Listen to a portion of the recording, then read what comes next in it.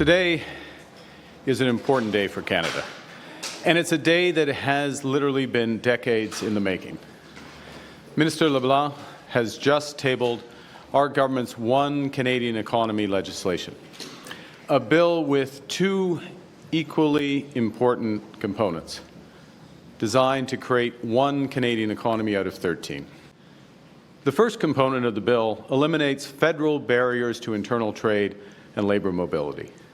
It's our contribution to a broader effort with all the provinces and territories to eliminate the barriers that have held our country back for far too long. Barriers that cost Canadians as much as $200 billion every year.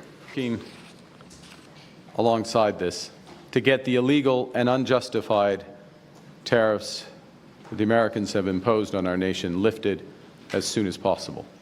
We're fighting to get the best deal for Canada, and we will take all the time necessary, but no more than that. At the same time, we are building new trade relationships around the world. Those new relationships will make us more resilient. Have you had any conversations with President Trump about inviting Prime Minister Modi to the G7? Short answer is no. Thank you. Okay. He said just last year that the Modi government is orchestrating a campaign of violence and intimidation in Canada that includes murder. Why are you inviting him to the G7, and what message does this send about your seriousness or lack of it when it comes to stopping foreign interference? So let's put the two aspects in context. First is we are in the role, Canada is in the role of the G7 chair, and in those discussions, as agreed with our G7 colleagues, include important discussions on energy security, on digital future, critical minerals, amongst others, and partnerships actually in building infrastructure in the emerging and developing world. There are certain countries that should be at the table for those discussions, and in my capacity as G7 chair, in consultation with others, some others, make those determinations.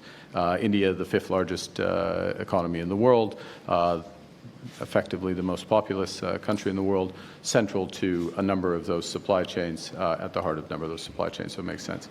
And in addition, bilaterally, we have now agreed, importantly, to continued law enforcement dialogue.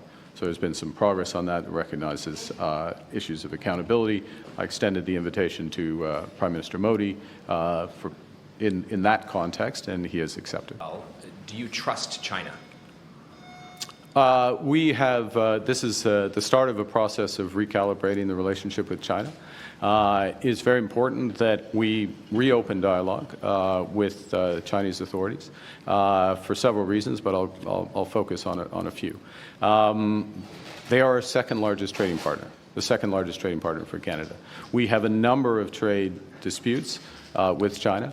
Farmers across this country, fishers across this country are being affected by Chinese tariffs. People across this country have been affected by fentanyl and its precursors. Those are issues I raised directly, and we spoke at length about our concerns there, and have initiated processes, including ministerial level dialogue on trade and other issues. So there are important issues with China that we need to address.